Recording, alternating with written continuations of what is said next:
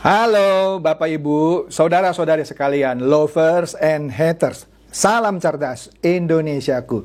Jumpa lagi kita pada kesempatan kali ini. Bagi Anda yang belum subscribe channel saya, silakan subscribe channel saya. Tekan loncengnya agar Anda dapat notifikasi setiap kali saya mengupload video-video saya. Oke, pada kesempatan kali ini saya akan membahas mengenai tulisan tangan Irjen Verdi Sambo. Loh, kok Pak Chandra tiba-tiba membahas mengenai tulisan tangan Irjen Verdi Sambo? Kok ikut-ikutan? Saya kasih tahu ya. Ada beberapa teman saya minta saya untuk mengulas tulisan tangan Verdi Sambo juga. Tapi itu bukan berarti saya ikut-ikutan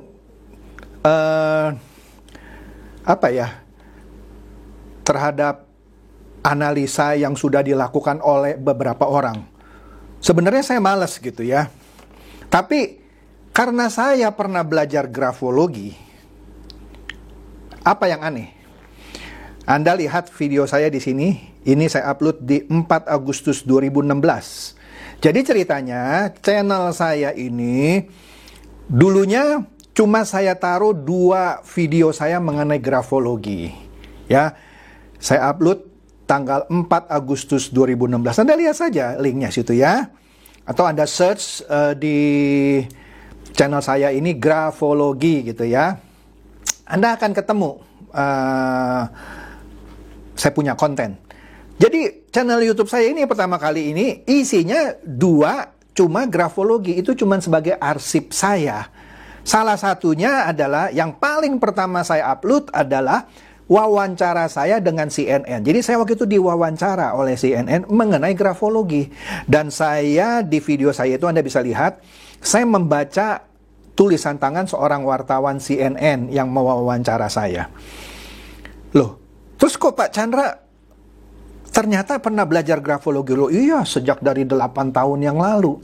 Dan saya pakainya di bidang apa ini grafologi? Oh iya, dalam kegiatan bisnis saya, ketika saya merekrut karyawan misalnya, selain saya lihat latar belakangnya, saya lihat latar belakang pengalaman, pendidikan, juga saya lihat tulisan tangan. Karena tulisan tangan itu secara statistik keakuratannya 80%, ya. Sehingga saya bisa tahu kalau orang ini saya terima untuk bidang keuangan, accounting, apakah dia seorang yang teliti atau tidak. Kalau ternyata dia bukan seorang yang teliti, ya saya nggak akan terima meskipun dia lulusan dari universitas ternama. Atau kalau saya cari seorang developer IT, ya saya lihat apakah dia punya skill analitisnya bagus atau tidak. Kalau dia tidak bagus, meskipun dia dari universitas luar negeri, yang terbaik di dalam negeri maupun di luar negeri, tidak saya terima. Atau kalau saya lihat ada potensi orang ini melakukan kecurangan, ya pasti tidak akan saya terima di segala pekerjaan di kantor saya.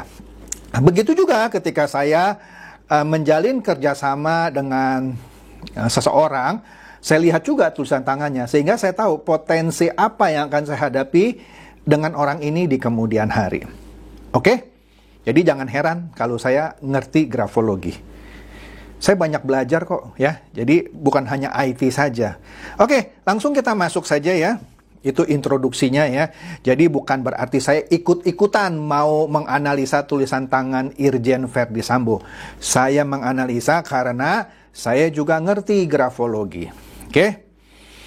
Kita lihat nih tulisan tangannya Verdi Sambo yang saya dapat di bawahnya. Kita lihat di situ dapat dari detik.com, dan ini yang sering diulas di beberapa media massa. Saya ulasnya secara saintifik lah ya, sesuai dengan ilmu grafologi yang saya pelajari. Di sini kita lihat dari margin. Margin itu ada margin atas, bawah, kiri, kanan. Nah, kalau kita lihat tulisan dari Irjen Verdi Sambo, margin kirinya itu sempit. Bahkan tulisan awalnya mengenai perihal itu hampir menabrak margin kiri, ya. Dan margin kirinya sempit tuh ya. Nah, di sini ini menjelaskan bahwa Pak Verdi Sambo ini orang yang sulit lepas dari trauma masa lalunya. Dia punya pengalaman-pengalaman yang entah apa, dan dia sulit melupakan trauma masa lalunya. Tapi selain itu, dia dengan penulisan margin kiri yang sangat mepet itu sekaligus menegaskan dia orang yang aktif gitu ya. Berani meskipun dia punya trauma masa lalu, tapi dia berani memandang masa depannya dengan baik pula. Oke, dia punya trauma, tapi dia pandang masa depannya dengan baik pula. Nah, ciri-ciri orang yang margin kirinya sempit, biasanya dia cenderung egois. Egois dan tidak memberi tempat untuk orang lain di dalam berargumen. Oke? Nah, hati-hati dengan orang yang margin kirinya sempit. Jika Anda sekali saja menyakiti hatinya, maka sulit bagi dia untuk melupakannya. Oke?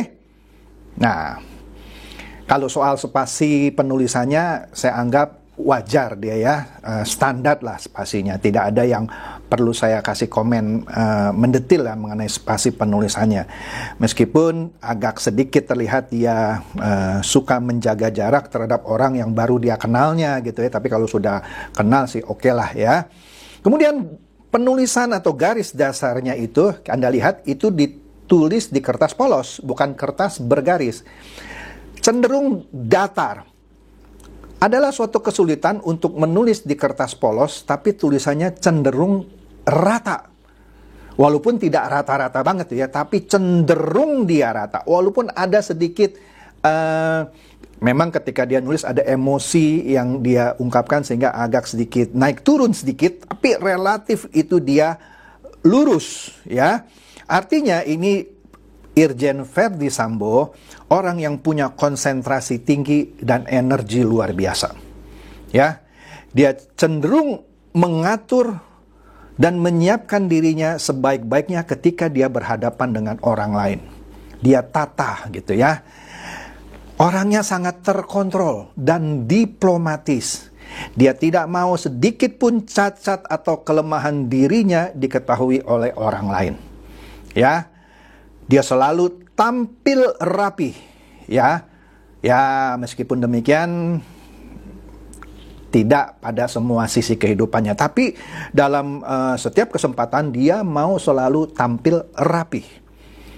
Oke? Itu yang bisa dijelaskan dari garis yang relatif datar di dalam tulisan tangannya. Kemudian ukuran hurufnya itu termasuk huruf medium. Artinya dia seorang yang punya self-esteem yang sehat, ya. Sebenarnya Pak Irjen Verdi Sambo ini adalah orang yang menyenangkan untuk diajak berteman. Sebenarnya, ya. Kemudian, tekanan penulisan dari tulisan tangannya cenderung berat. Artinya dia menekan dengan cukup berat gitu ya. Ada orang yang tulisnya itu ringan ya, dia cukup berat tulisannya ya. Ini menandakan bahwa Irjen Verdi Sambo adalah orang yang memiliki kemauan kuat untuk mendapatkan apa yang diinginkannya. Kalau dia inginkan sesuatu, intinya dia harus dapat.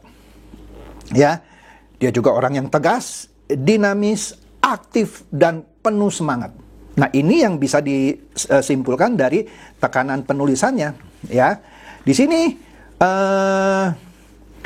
dia dari sisi penulisan yang berat itu cenderung sering menonjolkan dirinya. Apalagi dia seorang jenderal ya. Agak sensitif dia, mudah marah ya. Dan cenderung suka memaksakan kehendaknya dan punya cita rasa yang bervariasi, ya. Kemudian, zona penulisan tulisan tangannya itu disebut zona tengah. Zona tengah. Artinya, dia adalah seorang yang mementingkan kehidupannya saat ini. Yang mementingkan penampilan diri dan jabatannya saat ini, serta materi. Oke? Dia mudah puas, tetapi sekaligus juga mudah kecewa.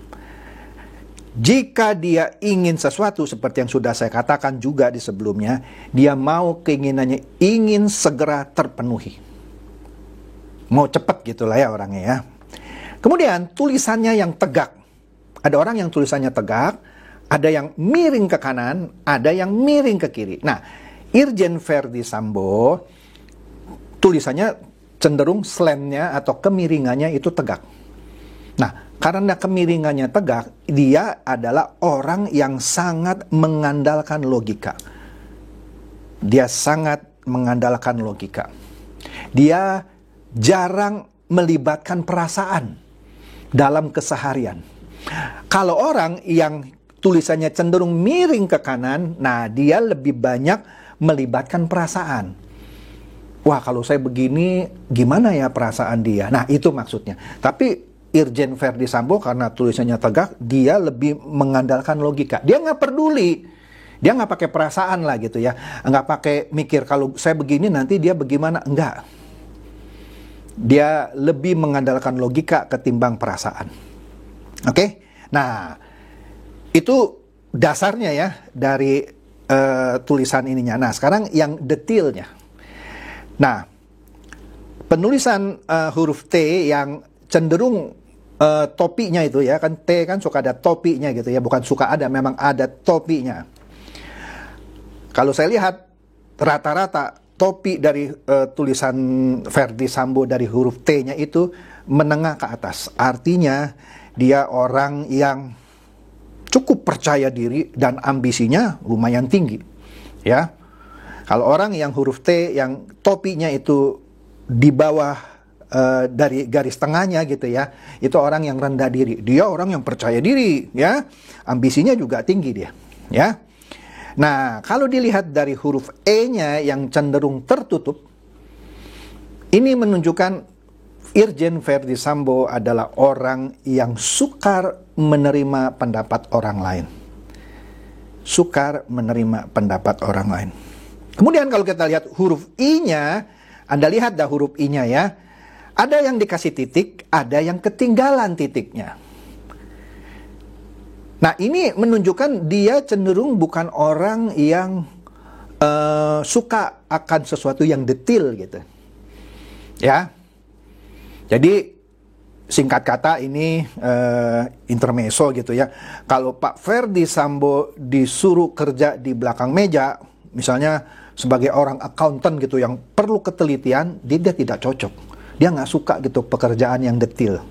Ya, dia sukanya yang konsep gitu ya, tanpa memperhatikan detail dari itunya.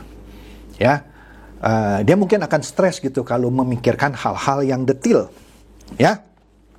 Nah, menariknya yang saya lihat dari hurufnya juga ini, tulisan tangannya maksud saya, beberapa kali saya lihat ada huruf besar, capital letter, di tengah kata. Tidak terlalu banyak sih, tapi cukup menarik perhatian saya.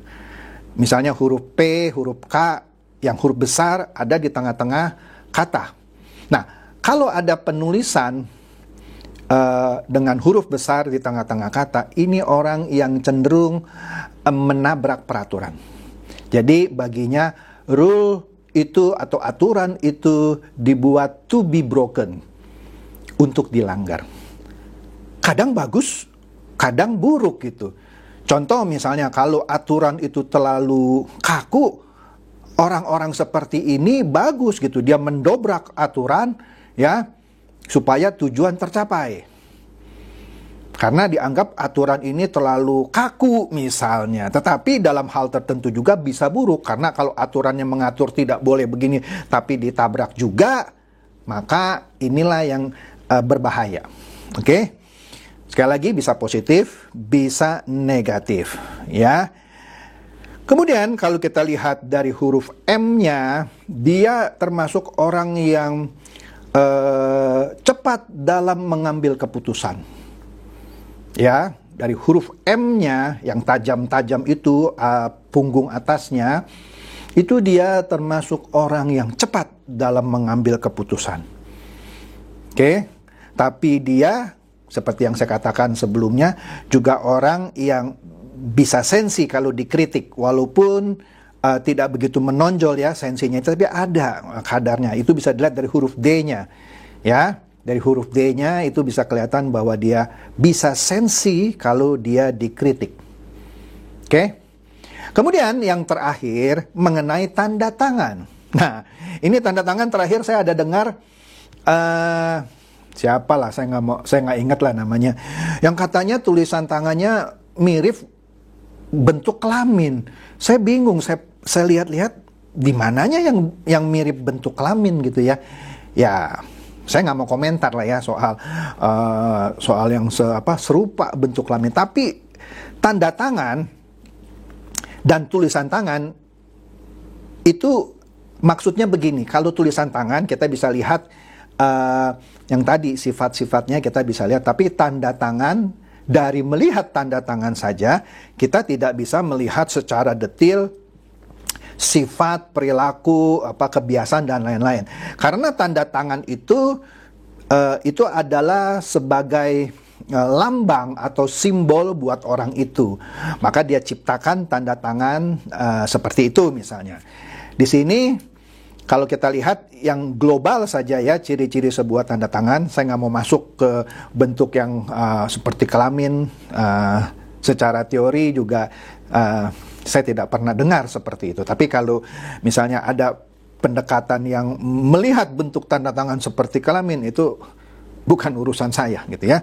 Tapi dari bentuk tanda tangan Irjen Verdi Sambo, dia terkesan orang yang mau diperhatikan, yang butuh pengakuan.